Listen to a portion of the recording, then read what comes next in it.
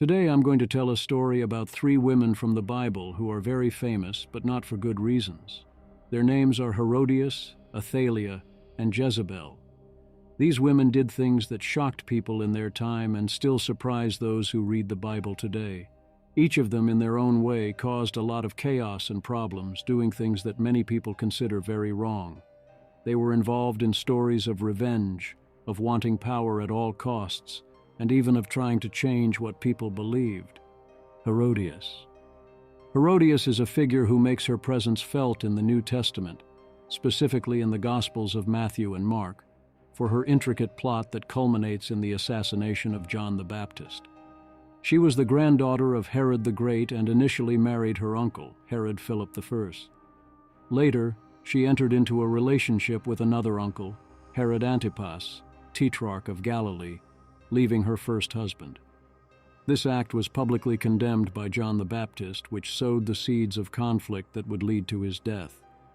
The Bible tells us that Herodias held a grudge against John for criticizing her marriage to Herod Antipas. This fact is especially significant because, according to the Jewish laws of the time, her marriage to Antipas was considered incestuous and illegal as she was the wife of her half-brother. John the Baptist, known for his fervent preaching and call to repentance, did not hesitate to denounce this relationship, which enraged Herodias. The opportunity for Herodias to act against John came during the birthday celebration of Herod Antipas. The Bible recounts that Herodias' daughter, commonly referred to as Salome, although her name does not appear in the biblical texts, danced for Herod and his guests, pleasing Herod so much that he promised with an oath to give her whatever she asked for. Urged by her mother, Salome requested the head of John the Baptist on a platter.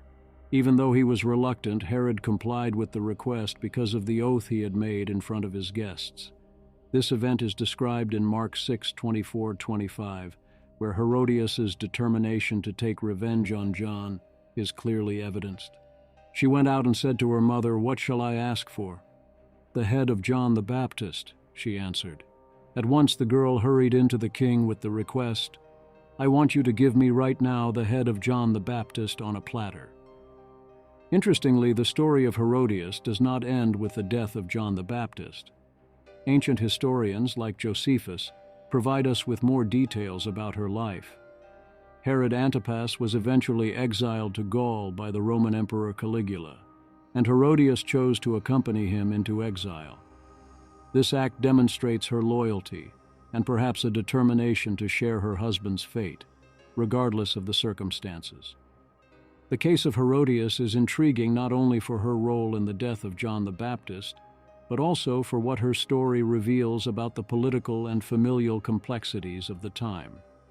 Her marriage to Herod Antipas challenged social and religious conventions, placing her in direct conflict with prominent figures such as John the Baptist.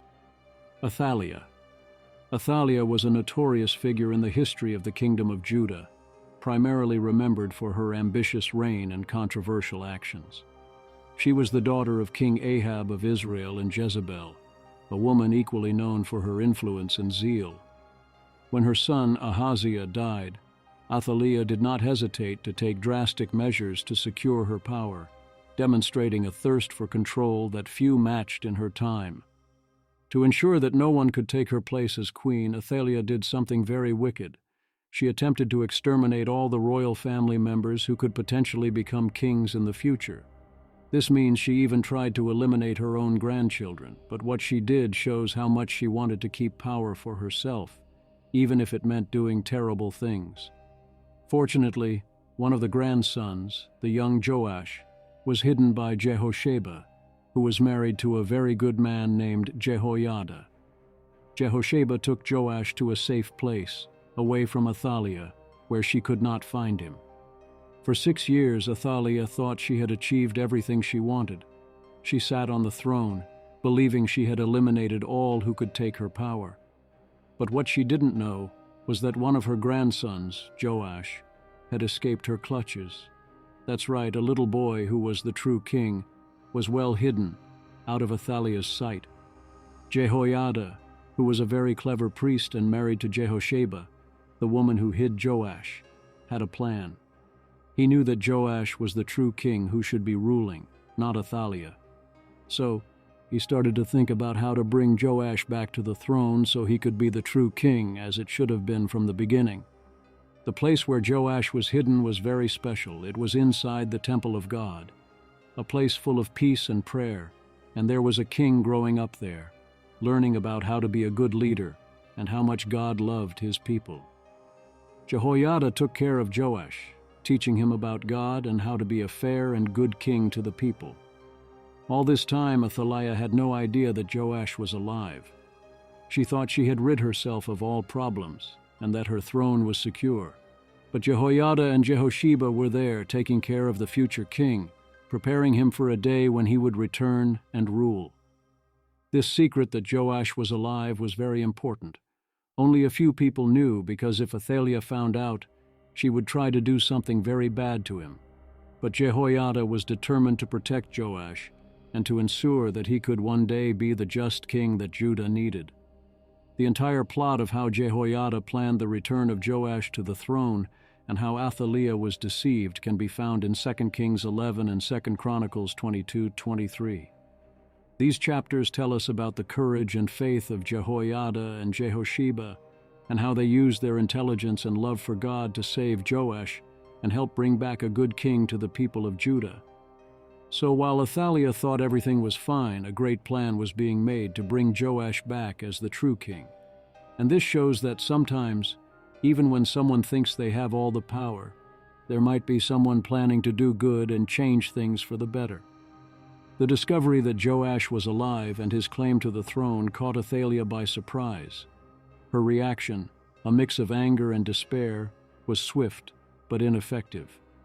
When she tried to interrupt the ceremony proclaiming Joash king, Athaliah was captured and taken out of the temple, where she met her end. Her death was not just the closure of her own story, but also a turning point for Judah, which saw the restoration of David's lineage to the throne. The story of Athaliah is one of those ancient tales that sticks with you because she tried everything to come out on top, even very wicked deeds. But in the end, she didn't achieve what she wanted. Her story tells us about a time long, long ago when kings and queens would do anything to maintain power. But it also shows that when people come together to do what's right, they can change things for the better.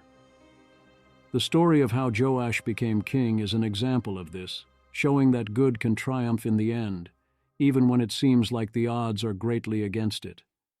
Jezebel.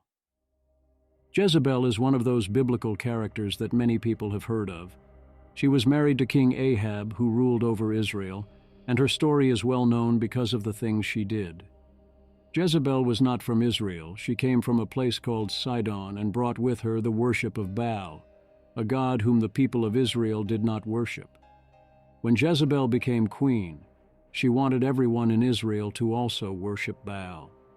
This caused a lot of confusion and problems because the people of Israel had their own god. Jezebel didn't just want people to change their religion. She also did very wicked things to God's prophets, trying to get rid of them in a very cruel manner. She was so determined in this that she even ordered the killing of many of them. One of the most remembered moments about Jezebel is her conflict with the prophet Elijah. Elijah was a strong advocate for the faith in the God of Israel, and he didn't like the idea of worshiping Baal at all. He challenged the prophets of Baal to show that the God of Israel was the true God. This challenge took place at a location called Mount Carmel, and it's a very famous story. Elijah called fire from heaven that consumed a sacrifice, demonstrating that God was on his side. After that, Elijah ordered the prophets of Baal to be captured, and he put an end to them. This event is described in 1 Kings 18:38-40, where it says, "Then the fire of the Lord fell and burned up the sacrifice, the wood, the stones, and the soil, and also licked up the water in the trench. When all the people saw this, they fell prostrate and cried, 'The Lord, He is God! The Lord, He is God!' Then Elijah commanded them, 'Seize the prophets of Baal. Don't let anyone get away.' They seized them, and Elijah had them brought down to the Kishon Valley and slaughtered there. But Jezebel's story doesn't end there. After all of that, she still tried to kill Elijah for defeating the prophets of Baal. Elijah had to flee to save his life. And things didn't go well for Jezebel after that. Her end was foretold by Elijah, who said she would come to a bad end. And that's what happened. Years later, after her husband had died and her son Ruled, Jezebel was thrown from a window, trampled by horses, and, in the end, the dogs finished off what was left of her. This tragic end is described in 2 Kings 9:33-36. Jezebel lived in a complicated time. Israel was divided between worshiping God or following the religions of the surrounding places, like Sidon, where Jezebel came from. Her insistence on promoting the worship of Baal caused a lot of pain and suffering. She tried to change the religion of an entire country and used her power to try to silence anyone who opposed her. But her story, full of conflicts and bad choices, ended in a very sad way, marking one of the most turbulent periods in Israel's history.